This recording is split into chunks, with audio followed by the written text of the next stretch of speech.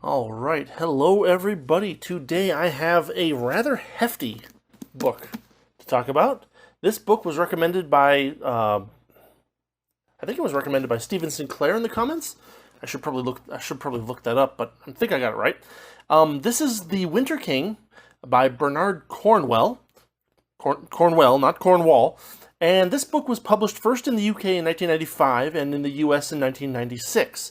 This is the first part of a trilogy. The other two parts are Enemy of God and Excalibur, and this is kind of a, I don't know, what would I call it? Kind of a dark and gritty retelling of Arthurian legend with a focus on trying to incorporate what little bits of historical fact that we know into the story in a more kind of detailed way, I guess. You know, the Cornwell himself admits in the afterword that our knowledge, our scholarly knowledge of that era in British history is fairly moth-eaten. There's a lot of gaps. There's a lot of things we don't know. There's a lot of things that we're not sure about. There's a lot of things that we don't have a whole lot of evidence to support. But his goal here was to kind of create it was to take what we did know and kind of incorporate that into a more, I guess, realistic or you might call it kind of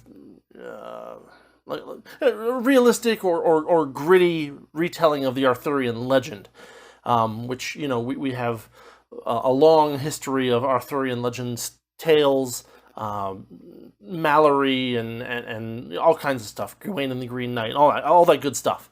But this is like I don't know, it's just very down to earth. It's very it's not cleaned up the way that a lot of legendary retellings of this or that often are.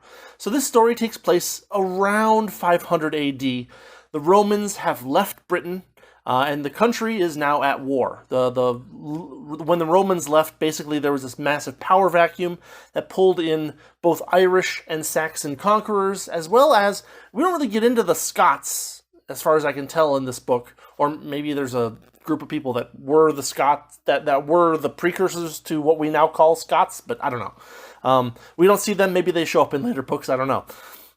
But basically the whole country of Britain, or what we now call Britain, is at war, and the Britons are a people who are besieged on both sides. The Irish coming in from the west, the Saxons coming in from the east, and it's even worse than that because they're actually fighting each other almost as often as they're fighting the Irish and the Saxons. So the title, The Winter King, refers to the infant king named Mordred, who was born in the winter after his own father, who was also named Mordred, or rather, he was named after his dead father. Mordred died in battle, and it's a classic story of a king who cannot rule, and the question of what happens to the kingdom while the person who is supposed to be the king is unable to actually unable to command the respect that he needs to in order to actually be a king. This book is narrated in the first person by a character named Dervel, although it's spelled Derfel, D-E-R-F-E-L, but in the afterword, Cornwell says that the correct pronunciation is it might actually be closer to Dervel, or Dervel. I'm not sure which, but he says it's a Welsh pronunciation, and so you're going to have to forgive me if I screw those up. It's Dervel Cadarn, a former warrior who is now It is a book that is written in the first person as a person who is writing about his exploits earlier in life. And so it has kind of two eras, where the first era is the present day, where Dervel is an old monk, and then the glory times when Dervel was a young man and was part of the Arthurian legend, basically. So what I will say about this book is that the beginning of the book, the first chapter of the book, is an extremely, like, how can I put it? First off, the first part of the book will tell you whether or not you can stomach the stuff in this book. There's a lot of really kind of like, I mean, there's not really a better word than filthy, right, to describe some of the customs of like, going to the bathroom on this and spitting on that and yada yada yada. It can be a little bit stomach churning at times, and like they don't hide, Cornwell doesn't hide that like later in the book where it pops up and surprises you. It's there right from the beginning, and you're like, okay, if I can't stomach this beginning, I won't be able to take the rest of the book. But setting that little bit of silliness aside, the first couple of pages of this book are like a masterclass on what I would call like the raconteur style. It's hard to describe. The amount of polish in these first few pages and just the way that things are written is so incredible that I'm not surprised that it couldn't be maintained throughout the entirety of the book, but it will pull you in if you check it out. On a bitter night, when the kingdom lay still and white beneath a waning moon, and in the hall Norwenna screamed and screamed. It was midnight, the sky was clear, dry, and brilliant with stars. The land was frozen, hard as iron, its streams gripped by ice. The waning moon was a bad omen, and in its sullen light, the long western land seemed to glow with a pale, cold shimmer. Those first few pages, if they don't pull you into the book, I don't know what will. They are so incredibly well written that you could just take those few pages and turn them into a full course on how to properly create kind of a storytelling atmosphere. It's not like, you're just being kind of told what's going on. It's not just narration.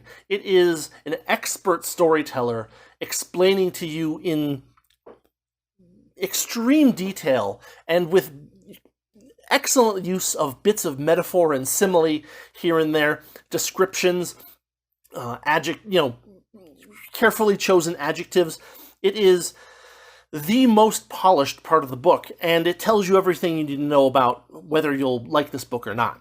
So fortunately, if you're thinking about this book and you're not sure whether you like it, you can just go onto Amazon and get the preview, and you'll know, right? You're not going to be surprised by stuff later in the book compared to the beginning.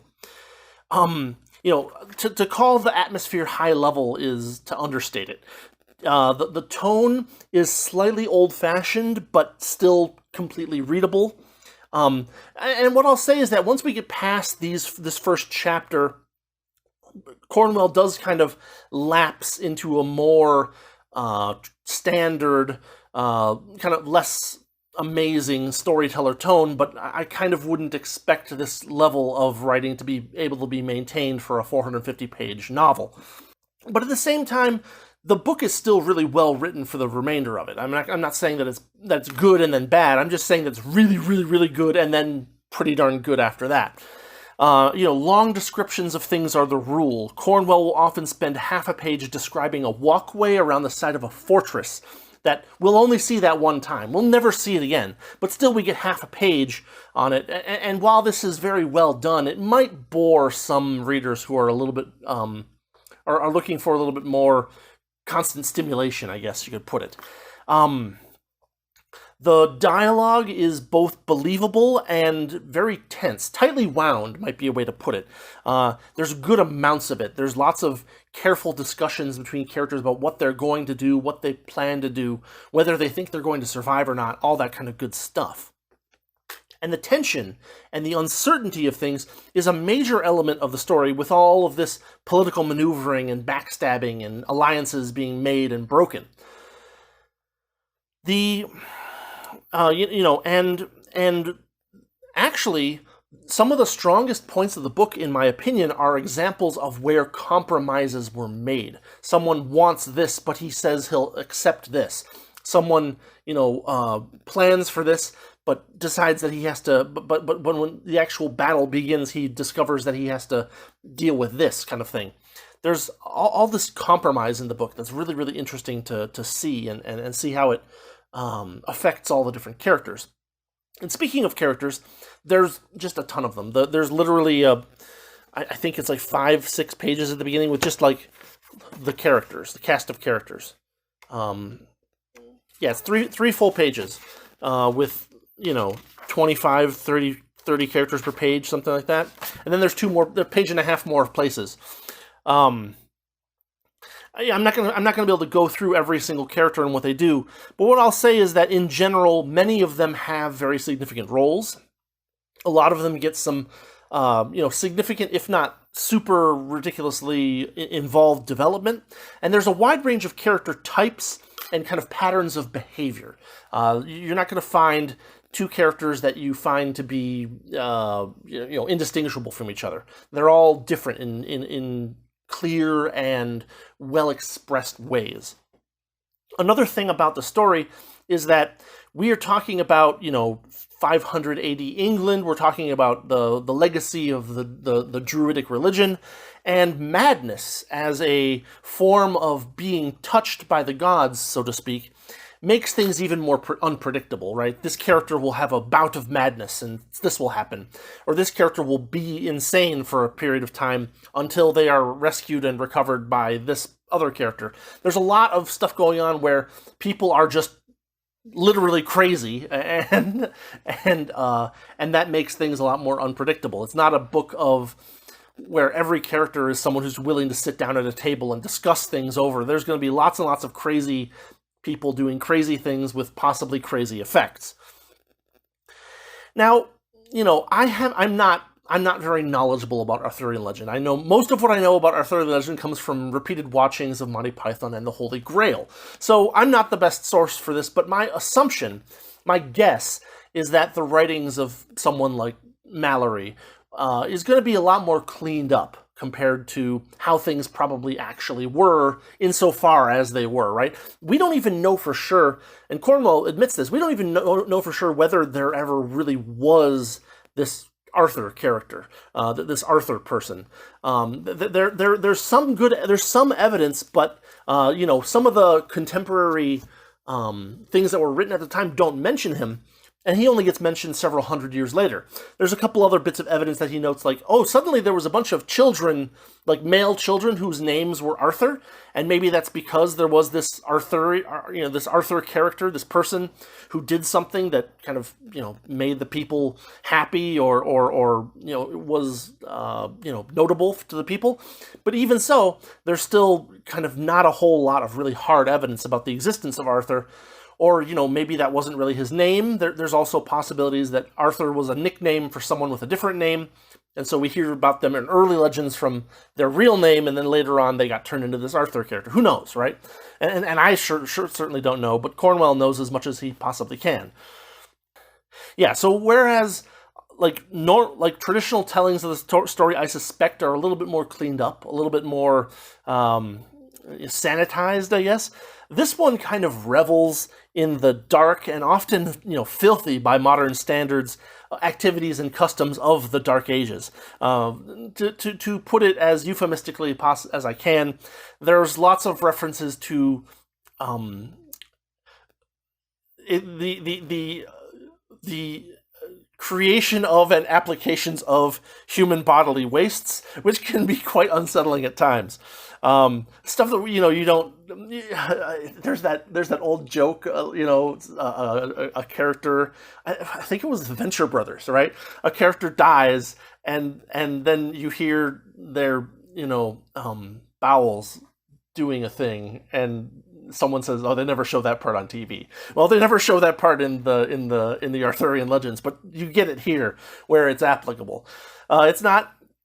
I mean, I don't know how overdone it is. I don't know enough about how that stuff actually went. I'm not a historian, but it can be a little bit jarring and a little bit unsettling at times. I'll put it that way. Another thing that we get, which is also kind of jarring, is a very frank description of how soldiers treated prisoners of war and the spoils of war.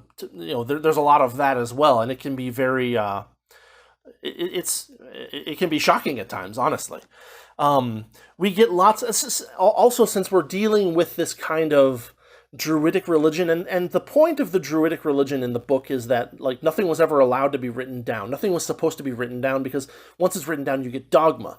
And so these people are kind of some of these people are trying to kind of rebuild or maintain a bit of the Druidic religion without having any knowledge of how things are actually done. And so there's a lot of people doing weird things and calling them spells and charms and various superstitions. And, the funny thing about it is that you could make these things kind of magical in a sense. Or you could kind of satirize them and say, oh yeah, ha ha ha. But Cornwell does a pretty good job of describing what is done, describing what the intention was or the intended effect was, and then not really showing any particular effect explicitly, right? Soldiers will put a particular like flower in their breastplate because it's supposed to be safety. It's supposed to provide them with safety in battle, but you never see it actually have an effect. But then some people do survive and some do not. It's one of those things where it's treated with credibility by the narrator, but there's no there's also no oh, and then this guy came down and there was a golden light and we saw a halo and all crazy stuff like that. It's all very this is how they had a charm to make themselves be more resistant to sword blows in battle. And I'm not going to show you I'm not going to show you some overblown version of it working or not, but that's just what they did and that's how it worked. And it's left up to the reader to determine whether that charm has any effect or not. I mean, this is just a really, really well-written book. It's one of those things where I sat down with it and I opened it up and I was like, wow, this is really dark and gritty. And I don't usually go for the dark and gritty stuff that much, but I had no problem just sitting with this book. And I think I started it Friday night and read a little bit. And then I read it for a good chunk of Saturday and a good chunk of Sunday. I never felt oh, I don't want to read this anymore. I'm bored or anything like that. There's just constant stuff happening. And there's constant variations in the pacing, so that you never feel you're, there's a battle, and then there's some discussion, and then there's 2 years of this guy waiting while, he's defending a town, and stuff like that. There's all kinds of little things like that switch the pace up and make it a very, very engaging book. You'll never feel oh, we've done it again and again. And you'd think that maybe I would get bored from the 15th time that I've seen a 1-page or a half-page description of a sidewalk that we'll never see again. But even those are still really well written and engaging to read and not, they don't just feel like dry descriptions of a thing. They're very lifelike. I don't know how else to put it.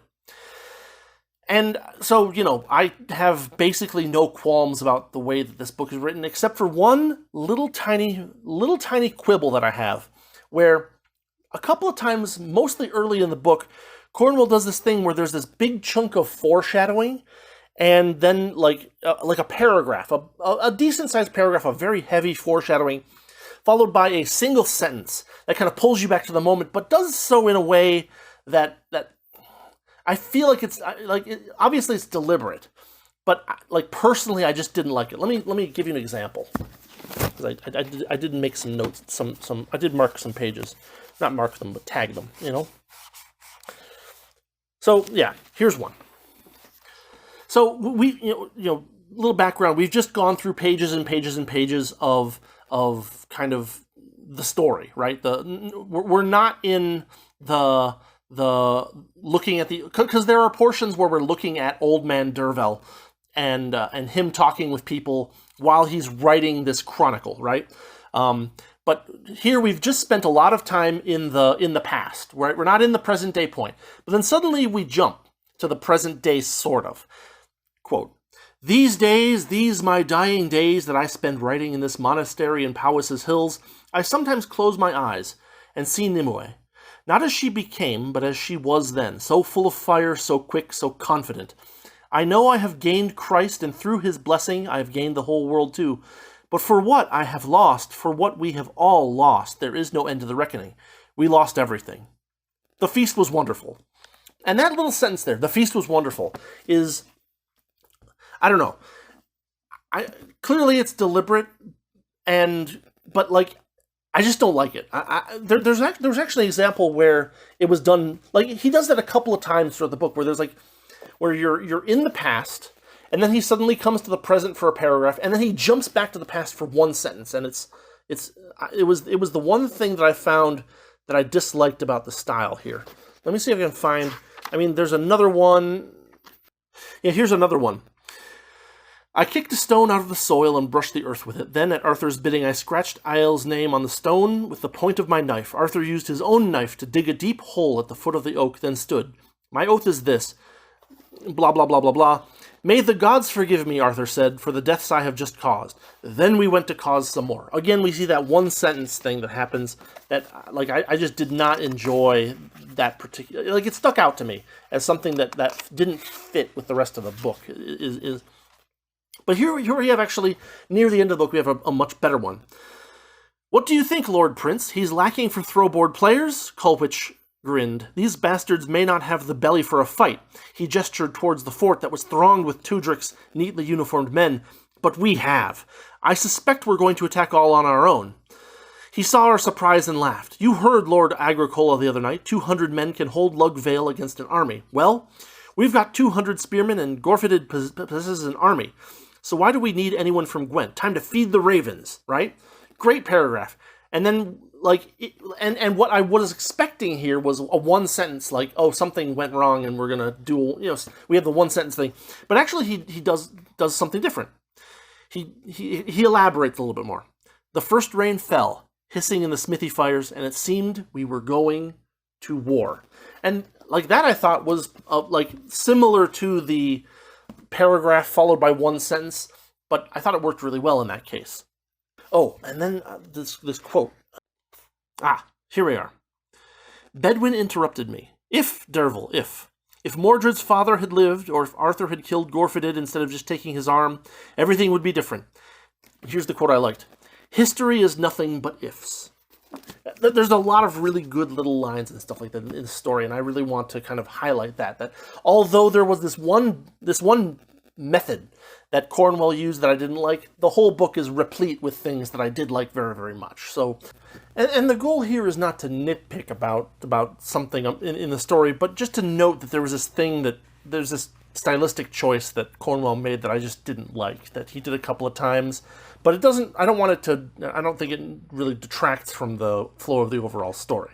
And I think that little one-line thing feels kind of like a cheap trick, and a good storyteller doesn't need a cheap trick. That's the way that it felt to me. Anyway, this plot is incredibly intricate. It is incredibly murky. There's all this political and religious machinations going on throughout the whole book. It's both complex and realistic. There's honor and loyalty and dishonor and disloyalty and questions about who, wants what for whom, and so on and so forth. There are oaths that are kept and broken, and some of these things are incredibly important to the plot, and like color one character's perception of another character, whereas others are maybe perhaps more forgiving. There is no character who is shown as blameless or generally good. Every character has faults, some more than others, and some of them even do despicable things at times. It's a really, really excellent book, and with that, I think we'll move on to the spoiler section, and I'll give you guys a little bit more detail if you want it, but feel free to skip it if you haven't read the book. Okay, spoiler section. So, as I mentioned before, this book starts with an extremely atmospheric and very graphic retelling of the birth of young Mordred. If it's going to be too much for you throughout the book, you'll be able to find out in the first few pages. I mentioned that already. And as I said before, the kind of storytelling, the raconteur tone of this part of the book is really impeccable. Some of the best I have ever recall reading.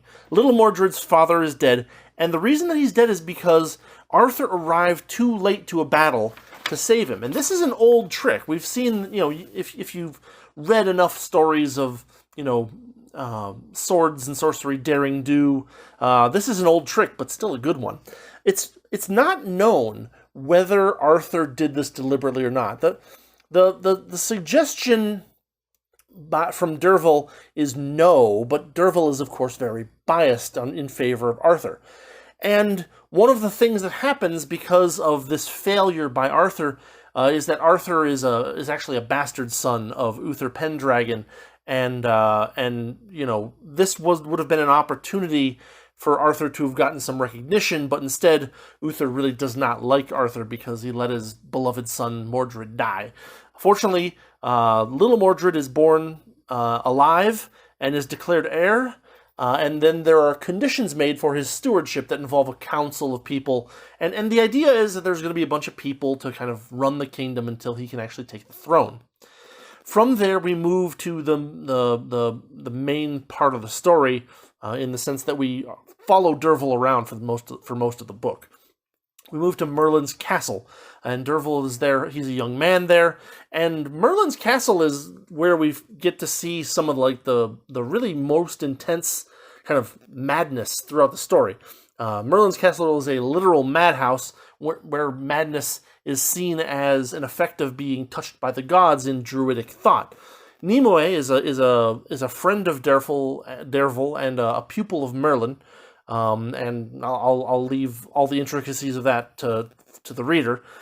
But what we get introduced to is a guy named Gunlius. He is the king of Siluria, and he's passing through, but it's kind of assumed that he wants to see Norwenna and possibly seek marriage with her as a way to consolidate and expand his power, right?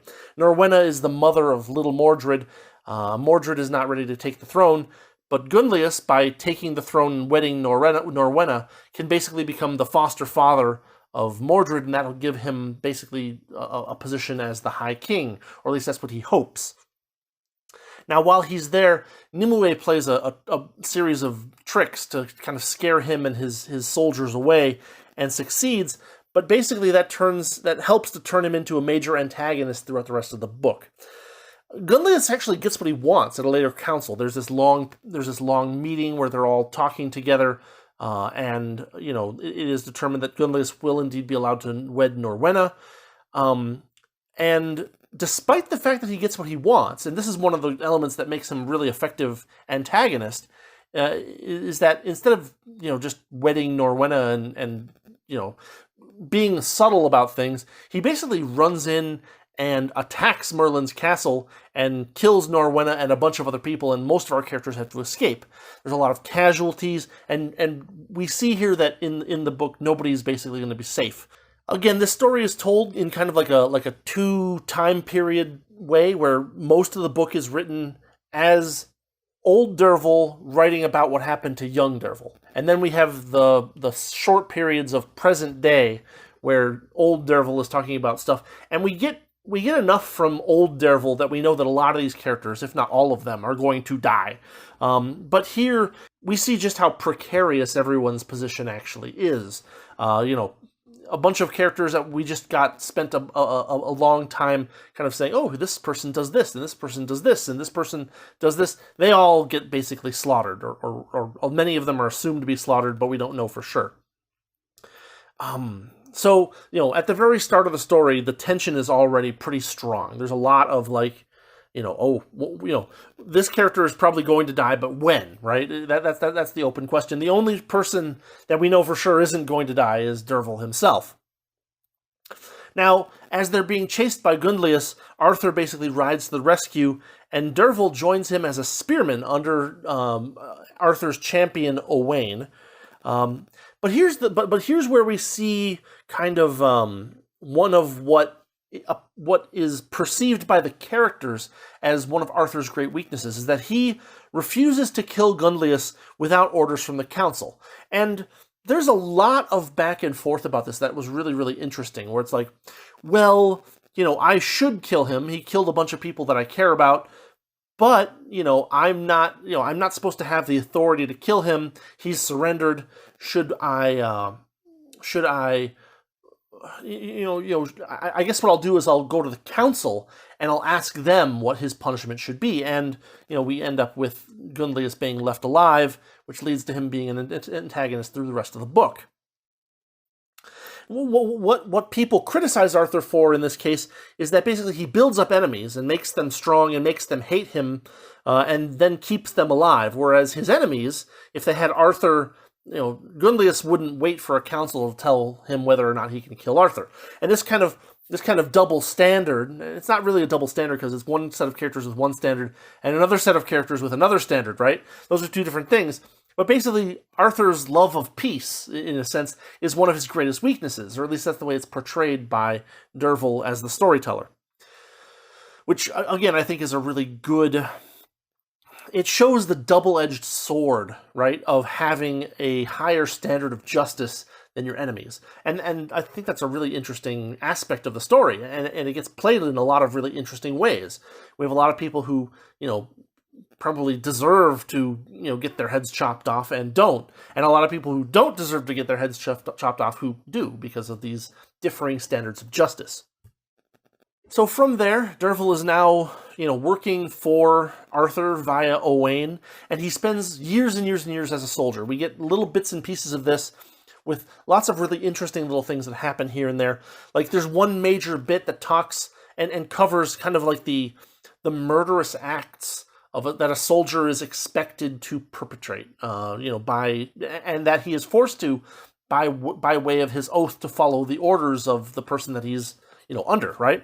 So under Owain, Derval does some really heinous stuff, and he does it fully knowing that what he's doing is wrong, but at the same time knowing that if he chooses to resist, he'll simply be killed by the rest of the people around him, and he doesn't feel as if he has much of a choice. This is another really great element of the story, and a great element that kind of pushes the plot along, are the conflicts of oaths with other oaths, right? Derval is sworn to do X, or character X is sworn to do Y, but he's also sworn to do Z. And when Y and Z come into conflict with each other, he has to make a choice, and, oftentimes these choices will set him in favor of a bunch of characters and diametrically opposed to a bunch of other characters. That's where a lot of these conflicts arise. The conflict with Arthur comes from him basically violating an oath. Arthur is shown initially as a very good kind of peace-loving man, but with a powerful battle frenzy. It's a common story element that, yes, he's when he's not in battle, he's a peaceful and thoughtful and just man, but when he gets into a battle, he's like a lion or something like that, right? And so there's kind of that dichotomy in Arthur's character. And but we get all this positive stuff about Arthur early on, and then we actually see him dishonor himself very early on by eloping with Guinevere after he accepts a betrothal to a woman named Ceinwen? I'm not sure. But he basically says, "Oh yeah, I'll be betrothed to this woman," and then he immediately drops her. And it's not treated like, oh, I mean, there are efforts by certain characters to kind of justify it or apologize for it, but the way that it's the way that it's shown in the story is pretty callous, and it definitely makes you feel like, yeah, I mean, this guy kind of deserves what's coming to him in some way. You don't feel very like you personally, if you're not following and agreeing with Derval's assessment of things, you're like, oh, this is actually pretty bad of him to do. And it's not just that it's bad of him to do, but it literally causes a bunch more wars between the Britons. And Derval notes this too, and he's like, this was one of the worst things that he could have possibly done at this point, and it basically put the existence of Britain, where Britain was going to be fine, suddenly Britain is shattered in half, and it's a big freaking deal. Because of course, these women have fathers, and the fathers have armies, and the armies follow obey the orders of the fathers, and the fathers are very, very pissed. We get to see this happen, and this act creates the second main antagonism, which is between Arthur and King Gorfyded of Powys, I believe. And it's funny because Gorfyded is kind of portrayed early on as kind of a past his prime. He's drunk all the time. He's not really doing anything really well. He's not acting intelligently. He's not really commanding his troops very well. He's just kind of not doing very well. And the affront by Arthur against his daughter causes him to totally get his act together, which is, another really great aspect of it. It's it's like Arthur made him so angry that he realized he was close to hitting rock bottom, and so he fixed his life up. It's a really weird aspect of the story that I really enjoyed. It was really cool to see this character, who is an antagonist in the scope of the story. But basically, he gets his life together and he becomes a force to be reckoned with when early on in the book he's kind of shown as like, almost, he's over the hill, he's done for. And that just, he proves that not to be the case, which I think a great way to develop an antagonist from someone who's not really threatening to someone who is the most threatening possible thing you could imagine. And it's done really, really well. Dervahl then spends 2 years defending a very small country that's kind of like a trying to maintain the glory and culture of the Roman occupation. And so it's renowned for poets and music and stuff like that, but not so much for its soldiers. Here, he meets Lancelot and Galahad, and he and Lancelot do not get along, but he and Galahad become fast friends, battle brothers, basically. And then there was a cool character named Father Cerwyn, who, man, I was worried that this character would not get enough screen time, so to speak. I'm like, oh, this character's interesting. There's something going on here. But he's probably not going to do anything. And man, was I wrong. I was so glad to see the Cornwell take that in a direction that I did not expect him to take that. So that was really cool as well. But basically, the country is being attacked by... It's being attacked by one of the foreign groups. I think it's the Irish, but I could be wrong about that. It might be the Saxons. But in any case, basically the castle of culture gets destroyed and overrun, and they lose the country and return to mainland Britain, which of course is now brewing a war between various Britain factions, as well as the Irish and Saxons continuing to close in on them. And that's kind of the latter half of the story, where Arthur's ability to unite and hold the Britons together has been seriously damaged by his eloping with Guinevere, and Guinevere is not a very good influence on Arthur either. So we get a lot of interplay of that. The remaining British kings, either tolerate Arthur or oppose him vehemently, and this leads to internal strife and war, which of course weakens them and their ability to defend themselves from the Irish and the Saxons. Arthur claims to be trying to maintain the throne for little Mordred when he comes of age, and he portrays himself as being very, above all of this, and I just want the throne to be ready for Mordred, and I'd leave Britain if I thought it would fix everything. But in reality, he's also gaining power for himself, and people notice this around him and say, that Arthur is not as forthcoming as he wants you to believe him to be, kind of thing. Is Arthur to be trusted? The other kings, none of the other kings, Gundlius or Gorfidid or whatever, none of them are to be trusted to maintain the kingdom and hand it over to Mordred at the appropriate time. Only Arthur can. And that's kind of the view that Arthur is promoting among his people, which, it's not clear yet whether that is true or false or what. And I don't know enough about Arthurian legend to tell you the answer. And the question is raised, and the narrator Dervahl is kind of dismissive of it, and rightly so. He loves Arthur, but the question is raised by various characters: is Arthur to be trusted? And it's a good open question that helps to keep you interested in what's going to happen next. Is Arthur going to show his true colors? Is he going to do something wrong, or is he going to do something wrong but make it look like he's did it by accident, kind of thing? We never find out whether Arthur deliberately allowed Mordred Sr. to die. So there's all kinds of great stuff going on there. And, along the lines of this, Dervahl becomes a renowned warrior. We get to see a lot of detailed tactics and a very strong love for the shield wall, which, I don't know enough about medieval battle tactics, but, man, Dervahl loves the shield wall. Everybody loves the shield wall. It's shield wall versus shield wall. And if you can make a shield wall, you're doing good, and if your shield wall is broken, then it's all over. It's fun, and I'm exaggerating a little bit. There is a little bit more detail to the tactics. I'll relent there, and I'll say yes. It's not just all about shield walls, but how you break one is a good question. How you deal with the soldiers that are not part of the shield wall, but are off on the flanks or in the rear ranks. There's a little bit more. There's a decent amount of subterfuge and planning and plotting and military tactics, and I think they almost refer to a false gap at some point. So there's good stuff going on here.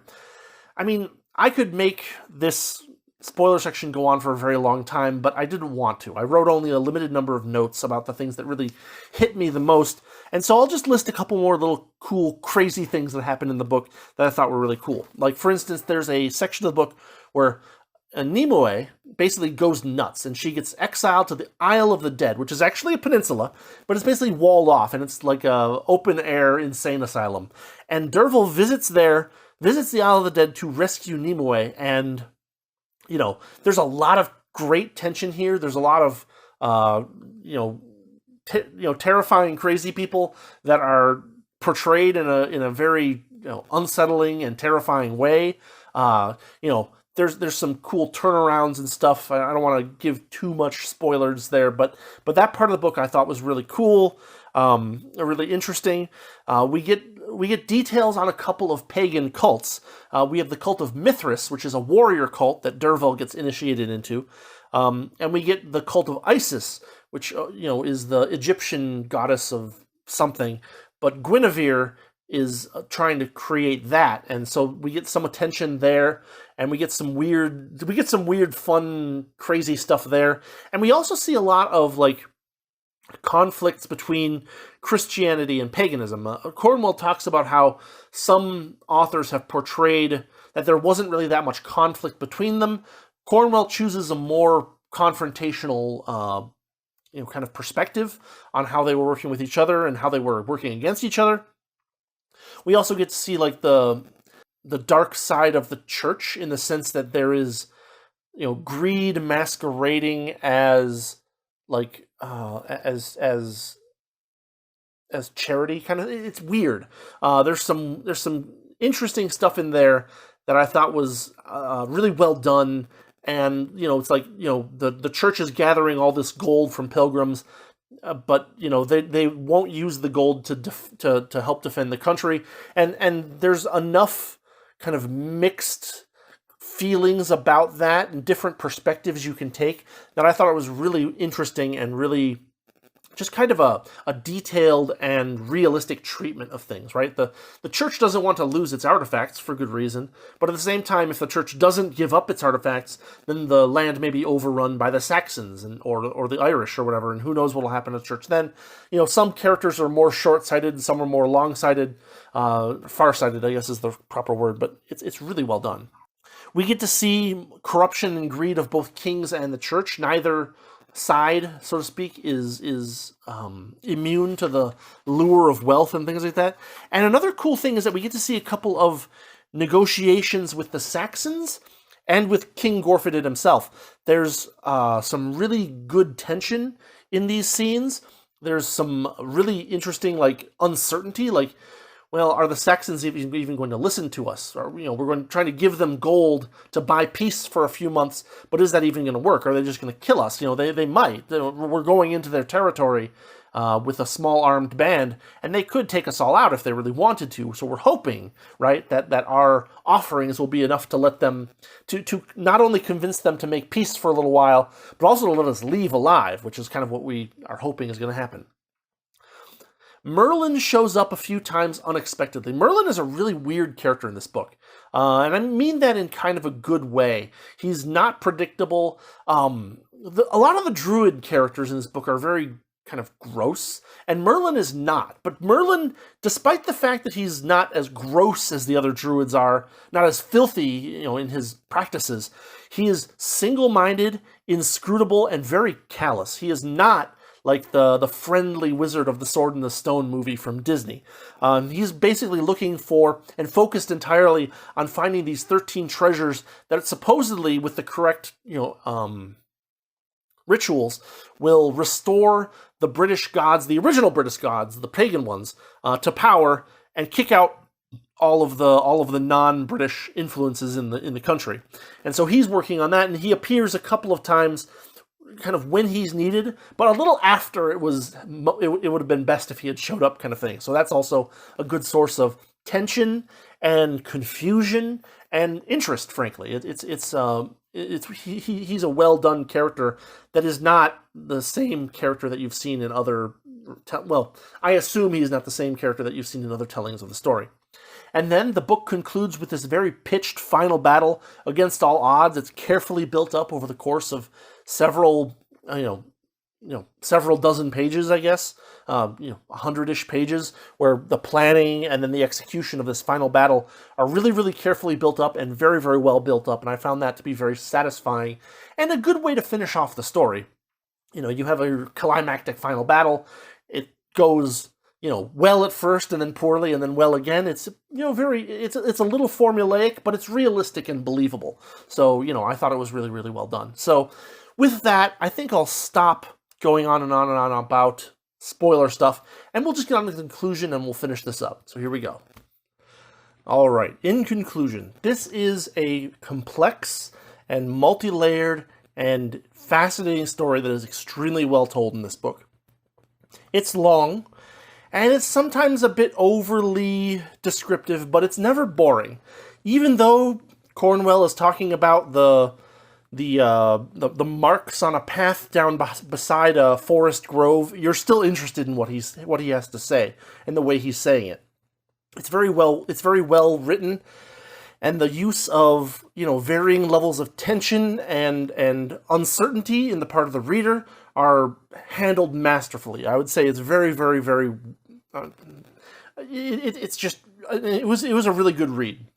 At no point did I feel like I don't want to read this anymore, even though it took me a good chunk of 2 solid days to read the whole thing. It's 420 some pages of pretty dense text. It's not like a Nero Wolfe story where you can crank one out in 2 hours kind of thing. There's tons of action, there's tons of intrigue, and they they kind of counterweight the descriptions in a sense, right? You have these moments of calm where the descriptions happen, and kind of, Cornwell takes some time to kind of show you what he thinks stuff looked like or felt like or sounded like, back in the 500 AD era. And then you have battles where there's a ton of action, but also the action is expertly handled, where, fine details are often brought up, just to show you how, important it was that this particular aspect of this tactic went this way and stuff like that. It's very well done. I had no problem sitting down with it for most of Saturday and a good chunk of Sunday, and I didn't feel like I was lost either. Like I said, I don't know much about Arthurian legend, but this book didn't really rely on me having pre-knowledge of Arthurian legend. It gives you everything that you need to know. You don't need to come into this only after reading Mallory's Le Morte d'Arthur. You can read this just now. It's just fine. You're not gonna feel too lost. You might feel a little bit of a culture shock from how, and I don't know whether it's accurate or whether it's exaggerated, but from how vividly Cornwell describes the aspects of, ancient British culture. This is not a book for people with weak stomachs necessarily, but it is an engaging piece of Arthurian legend, an engaging addition to, what has been one of the biggest and most important stories in, kind of the Western canon, right? Arthur is one of the great heroes. And I highly recommend this book to anyone who likes, historical fiction. This book is really well done in that kind of feel. But even if you like, fantasy, this is like, you could read this as if it were just a very low magic fantasy story, and it would also be very, very engaging for people who like that kind of stuff as well. So, I mean, yeah, it's just, like, this was a fantastic book. I'll probably read the other ones eventually as well, but, like, just the amount of depth and complexity and characters with, unknown motivations and, questions about their loyalties and battles and seeing various parts of the British civilization kind of decay after the loss of the Romans. The buildings that were left behind and stuff like that are decaying. And so the question is, can the Britons restore themselves? Can they restore the country, or will they be taken over by the, outside forces? It's just a really, really great story that is told in a very engaging and interesting and gripping way. There's so much, there's a lot to be invested in this story. Derval, first of all, but many of the other characters that are kind of around Derval become people that you invest yourself in.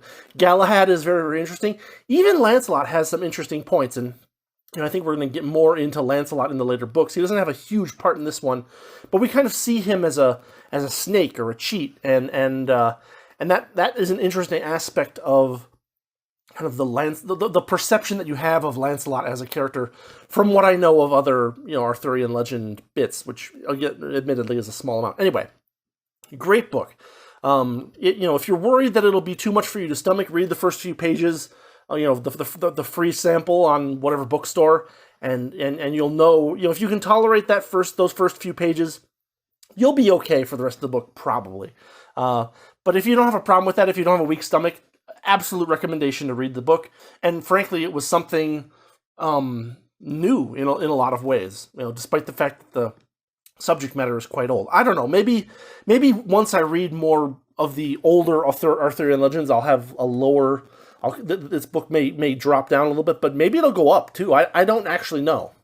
So anyway, that's my thoughts on The Winter King by Bernard Cornwell, and hope you enjoyed. Very solid book. Glad I picked up a copy. Glad I picked up a hardcover copy. Honestly, this will go on a shelf, and it'll look nice, and it's a good thing to maybe come back and look at again.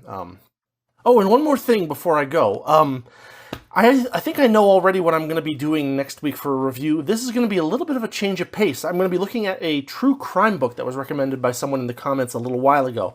I don't know how it's going to go, but feel free to say something in the comments if you think that... Because usually I cover fiction, and this true crime book is written in a narrative style, so I don't know whether it'll work well or not, but, well, we'll know next week. So that's the plan for next week as well.